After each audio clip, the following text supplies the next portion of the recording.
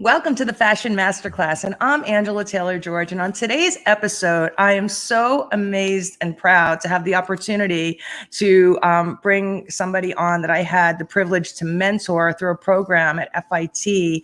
Her name is Carolina Saboya, and she is the co-founder of Imbodhi, which is a women's athleisure brand based in New York. They're based in New York. They're actually in New York now. They weren't on the West Coast. Now they're here, but they make everything in America. Everything's made in California. So without further ado, I want to bring on Carolina Saboya from Imbodhi. Hey, Carolina. Hi, Angela. Thank you for having me. It's so great to be here. Thank you. How are you? Oh my God, this is amazing. I'm so happy.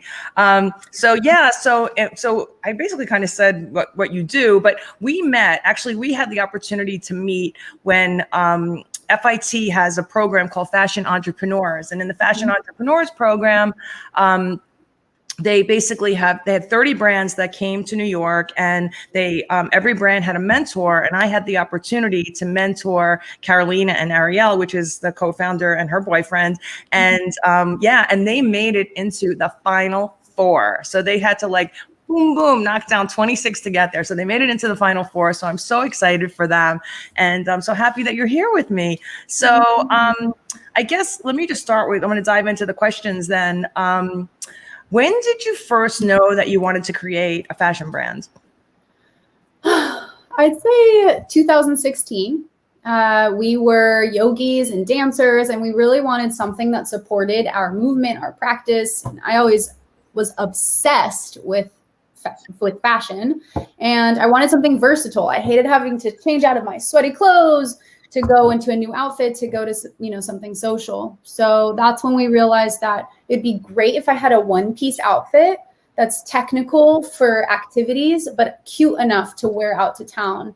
I was like, okay, simple to find online. We went online, tried to find a cute, fashionable unitard. We also wanted it to be eco-friendly because we both have backgrounds studying sustainability, and we couldn't find anything. It was a desert. There were just cheap $30 ballet unitards or very tacky, clunky $300 jumpsuits. And so that's when we realized there was a sort of, gap in the market. We started designing one-piece activewear outfits, but with the intention for them to be the sort of do-it-all women's activewear, women's lifestyle outfit. That's amazing. Yeah. So amazing. And so when you started, did you start it as a side hustle? Were you working another job or? Yeah, I mean, it was our passion project, and we both together felt this inkling, knowing that we would leave our other jobs. But at first we were both catering, figure modeling, doing massage, giving people, massage sessions, any odd job, doing dance performance gigs, anything, yoga classes. And it was really common that we would get, especially with catering, we'd get home at 3 a.m. or sometimes 4, and we would work on Imbodhi through sunrise because we're okay, we don't have time to do it other than now. So yeah, it was. Sorry, that is determination. That's awesome. Yeah. I didn't know that part. And how did you get started? Why don't, if anybody's listening that maybe hasn't, is just dreaming about starting a fashion brand, and they're just okay, I want to make this, but what do I do? So if you could just maybe explain a little bit of step by step, really what were the baby steps in the beginning for you to start this? So the initial thing was, okay, we decided on a product that we're interested in. But before designing that product, we were interested in what's the meaning of our brand? So we really sat with our values. And then from there, we're okay, we both don't have backgrounds in fashion. How do we start this thing? And then we reached out to anyone and everyone that we knew that had some sort of connection. So to answer your question, how did we get started? Through networking.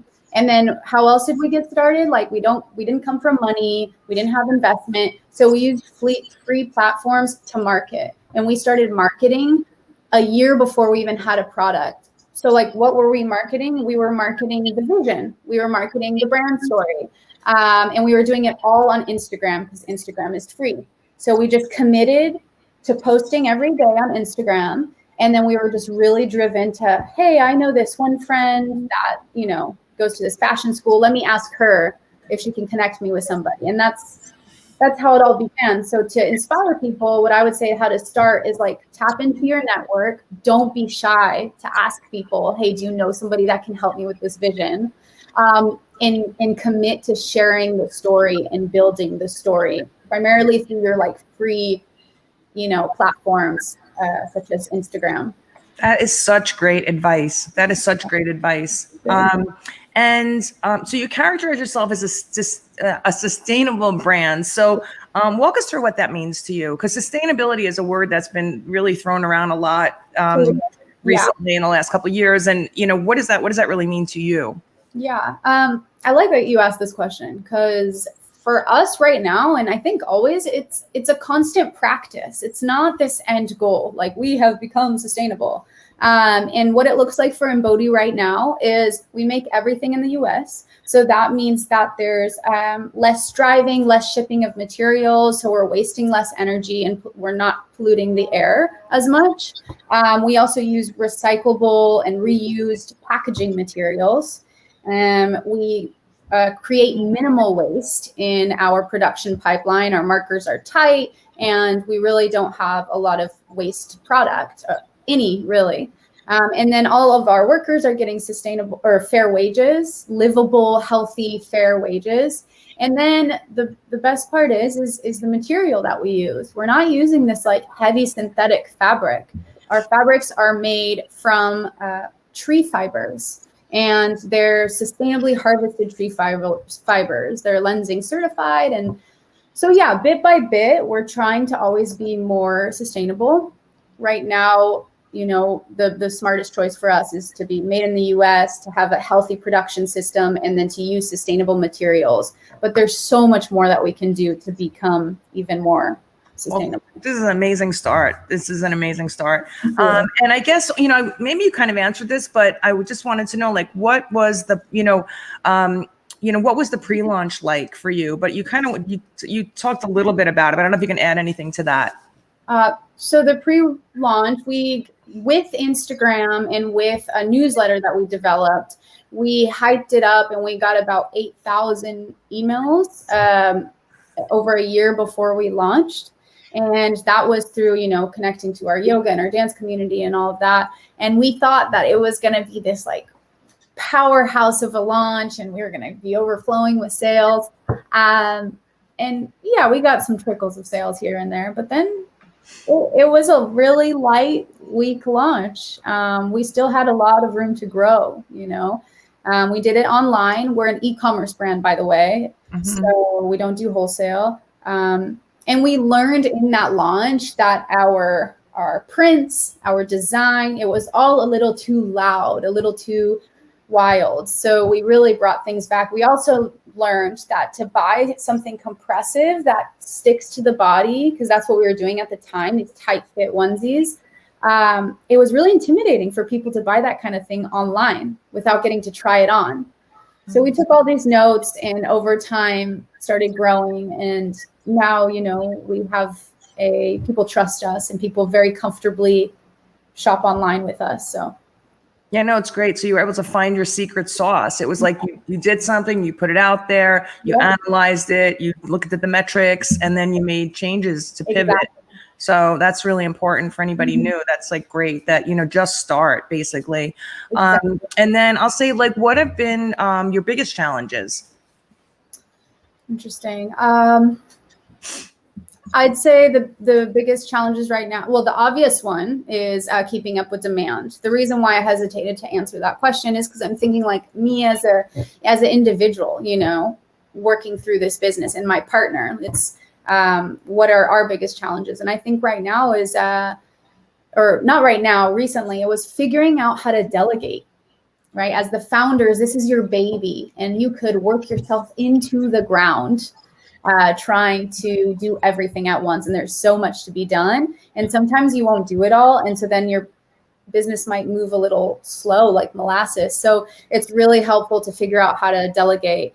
And I think there was a little like challenging point of like, who can we trust? Who can we afford? Who's the smart choice? And so that was a big challenge. But in terms of a business, one of our biggest recent challenges has been keeping up with demand, because we're so small and lean.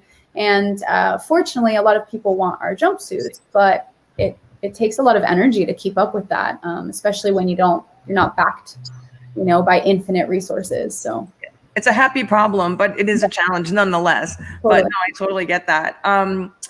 There was something else I wanted to add about that. Oh, I like that you talked about the delegating and being able to give up control, because it is hard in the beginning for a lot of people to give up control and trust. So, and then what have been the greatest gifts since you started? Definitely community. To see that you and somebody you love, because I have my partner Ariel, that we birthed something from pure passion, something that we believed in. And sure, there's tons of moments of like, is this gonna work?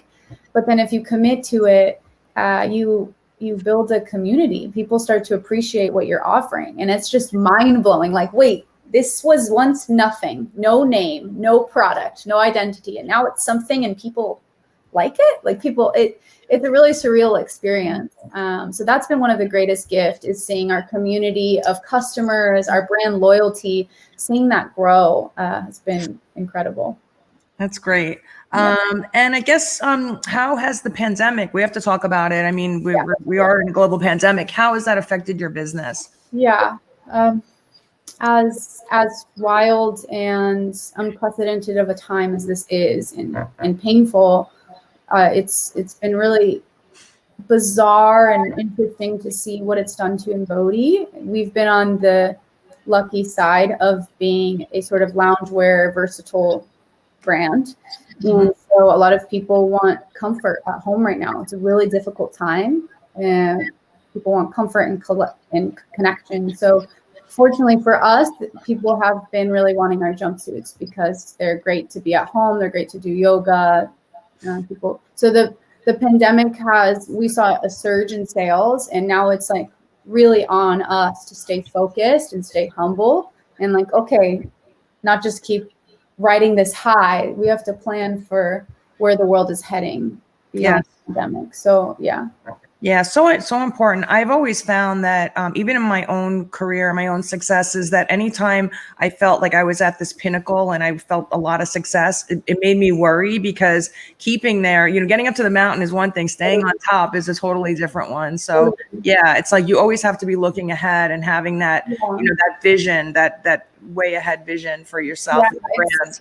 Exactly. It's this like fine and beautiful balance of being hyper present and appreciative, which is hard if you're hustling like crazy and you're tired and you're stressed, and also keeping a clear view, a clear vision of the future. It's interesting. And I guess I want to say, what was your experience like, being that you just came off of this Fashion Entrepreneurs program at FIT? What was that experience like for you? We are, myself and my partner Ariel, like forever grateful for it. The first and foremost, the community that we got from there. We were with 30 brilliant other brands and individuals, and now they are honestly family for life, because we have got. As an entrepreneur, it's a gift to be able to connect with other entrepreneurs. It's not the journey for everyone. So we were all of a sudden in this little family of people doing what we were doing with their passion projects and committing to it. So that I'm incredibly grateful for. I'm also great. Like the FIT program was incredible in that it gave us this structure, this commitment that we really, really needed. Because again, as a working for yourself entrepreneur, there's so many things to do. You could push deadlines from time to time. Sure, the idea of building a business plan sounds super great and sexy, but how am I going to do this if I have to put out these day-to-day fires of customer relations, of content, right?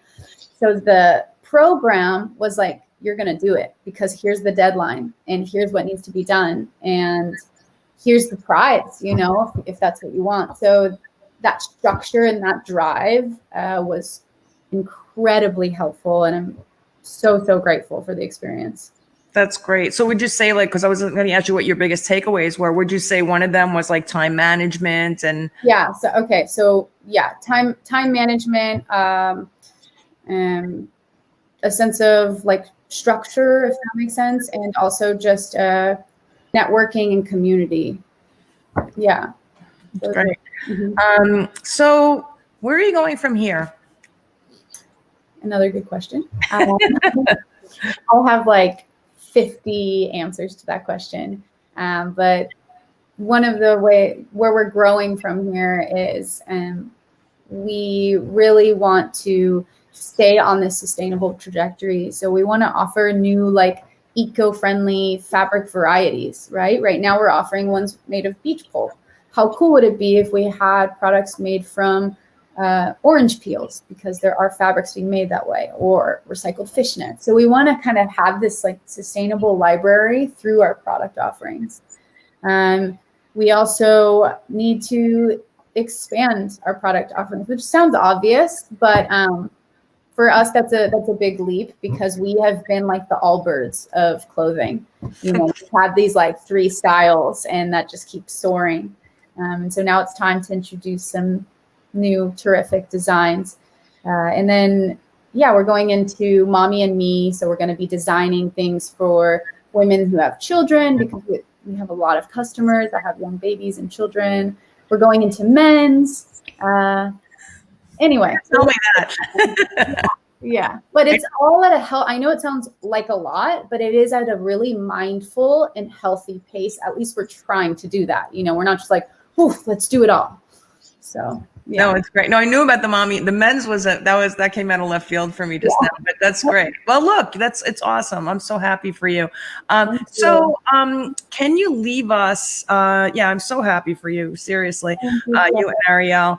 Can you leave us with 3 power tips that you would give someone who's first starting out on their entrepreneurship journey? Yeah. The first one is commitment.